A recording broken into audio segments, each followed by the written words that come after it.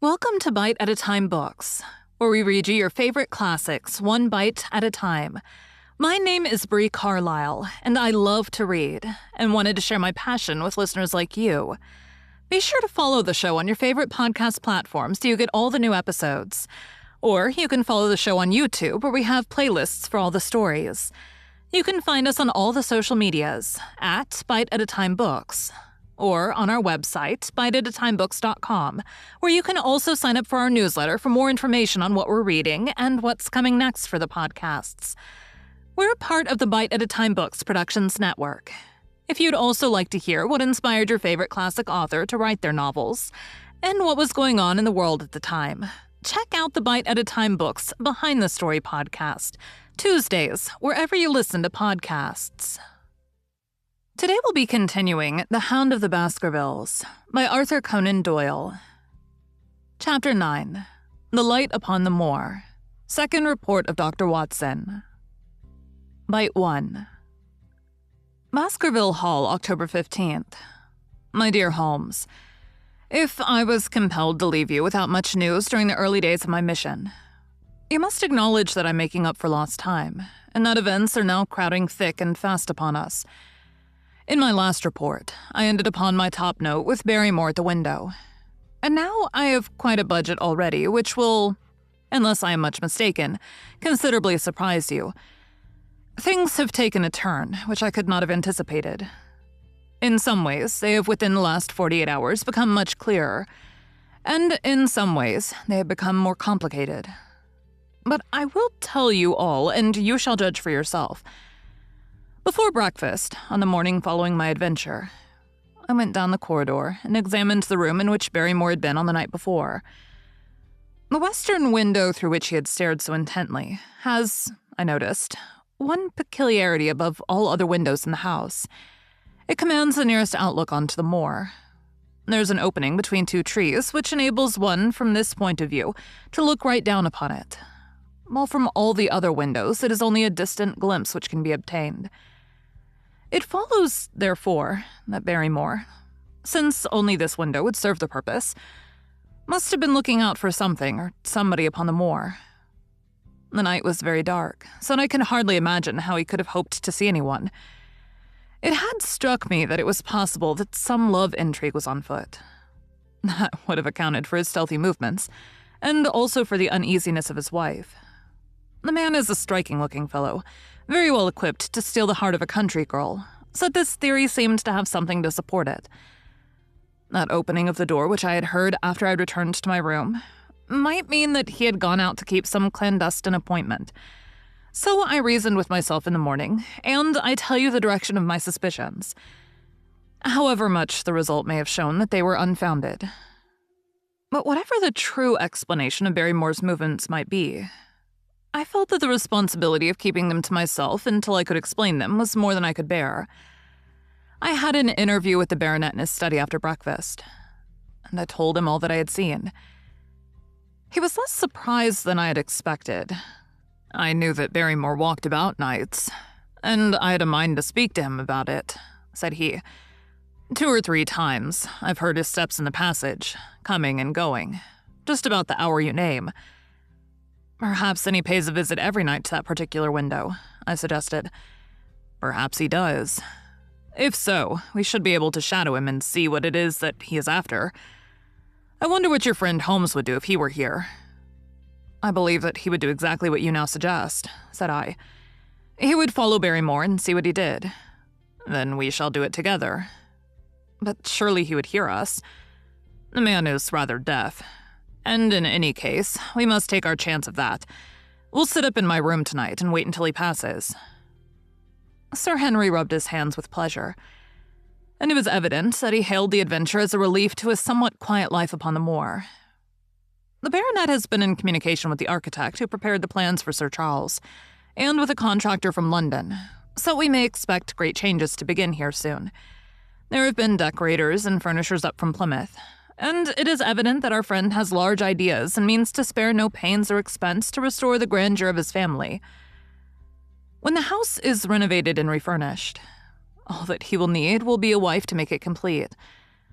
Between ourselves, there are pretty clear signs that this will not be wanting if the lady is willing. For I've seldom seen a man more infatuated with a woman than he is with our beautiful neighbor, Miss Stapleton. And yet, the course of true love does not run quite as smoothly as one would under the circumstances expect. Today, for example, its surface was broken by a very unexpected ripple, which has caused our friend considerable perplexity and annoyance. After the conversation which I've quoted about Barrymore, Sir Henry put on his hat and prepared to go out. As a matter of course, I did the same. "What? Are you coming, Watson?" he asked, looking at me in a curious way.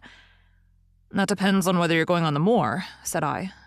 "Yes, I am." "Well, you know what my instructions are. I'm sorry to intrude, but you heard how earnestly Holmes insisted that I should not leave you, and especially that you should not go alone upon the moor." Sir Henry put his hand upon my shoulder with a pleasant smile. "My dear fellow," said he, "Holmes, with all his wisdom, did not foresee some things which have happened since I've been on the moor. You understand me. I am sure that you are the last man in the world who would wish to be a spoil-sport. I must go out alone." It put me in a most awkward position. I was at a loss what to say or what to do, and before I had made up my mind, he picked up his cane and was gone. But when I came to think the matter over, my conscience reproached me bitterly for having on any pretext allowed him to go out of my sight. I imagined what my feelings would be if I had to return to you and to confess that some misfortune had occurred through my disregard for your instructions. I assure you, my cheeks flushed at the very thought. It might not even now be too late to overtake him, so I set off at once in the direction of Merripit House. I hurried along the road at the top of my speed, without seeing anything of Sir Henry, until I came to the point where the moor path branches off.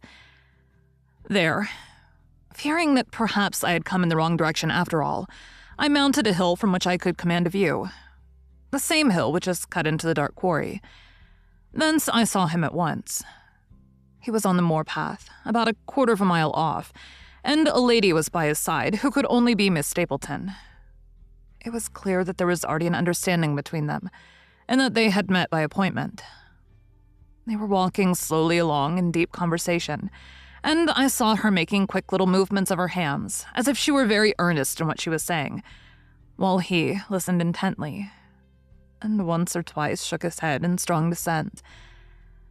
I stood among the rocks watching them, very much puzzled as to what I should do next. To follow them and break into their intimate conversation seemed to be an outrage, and yet my clear duty was never for an instant to let him out of my sight. To act the spy upon a friend was a hateful task. Still, I could see no better course than to observe him from the hill, and to clear my conscience by confessing to him afterwards what I had done. It is true that if any sudden danger had threatened him, I was too far away to be of use, and yet I'm sure that you will agree with me that the position was very difficult, and that there was nothing more which I could do.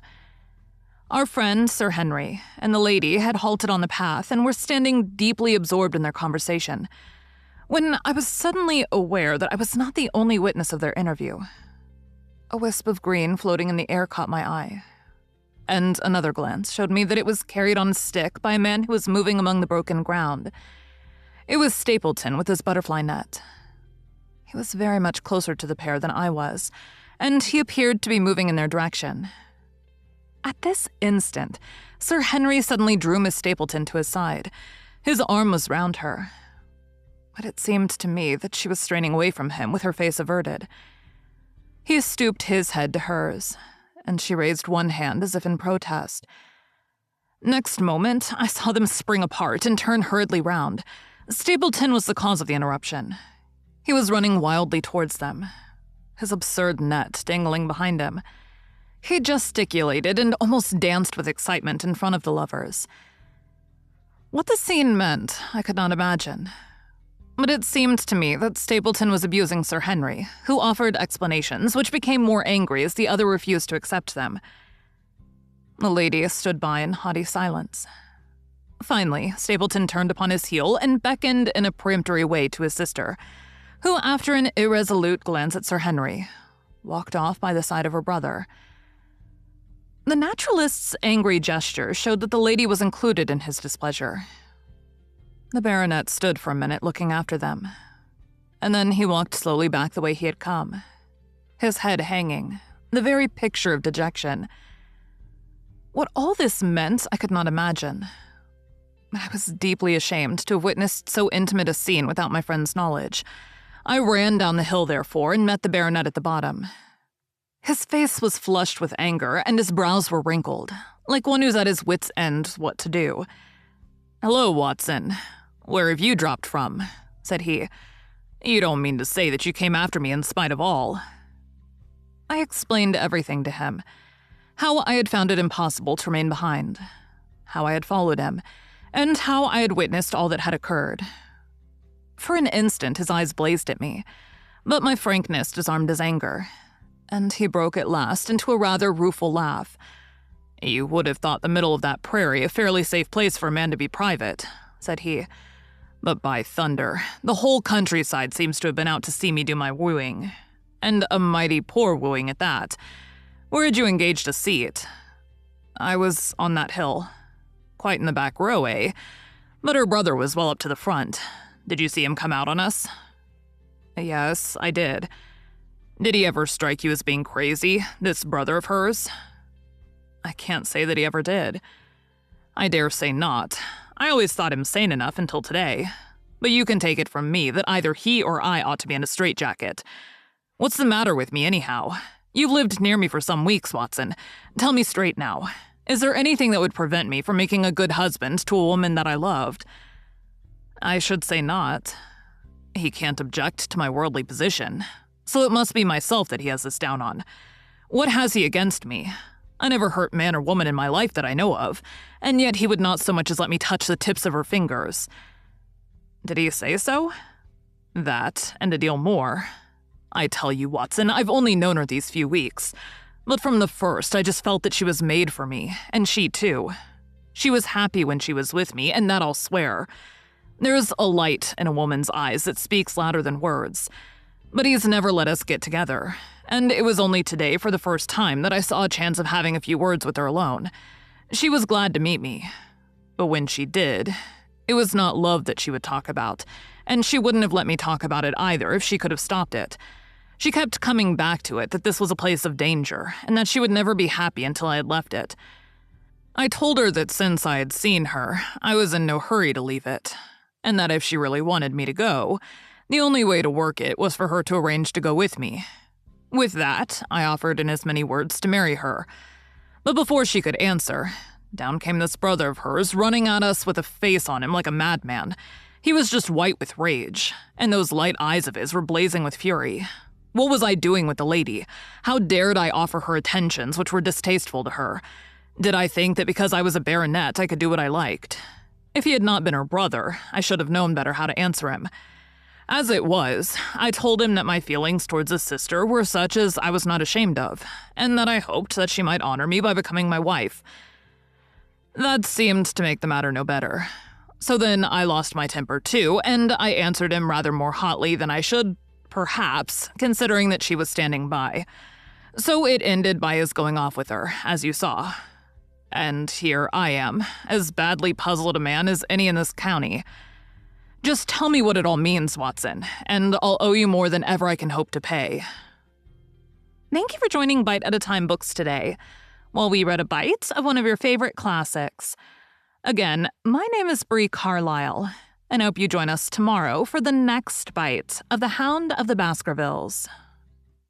If you enjoyed our show, be sure to follow us so you get all the new episodes. We would also love for you to drop us a rating on your favorite podcast platform. You can catch us on all the social medias at Bite at a Time Books, or check out our website, biteatatimebooks.com, where you can sign up for our newsletter. Our show is part of the Bite at a Time Books Productions Network.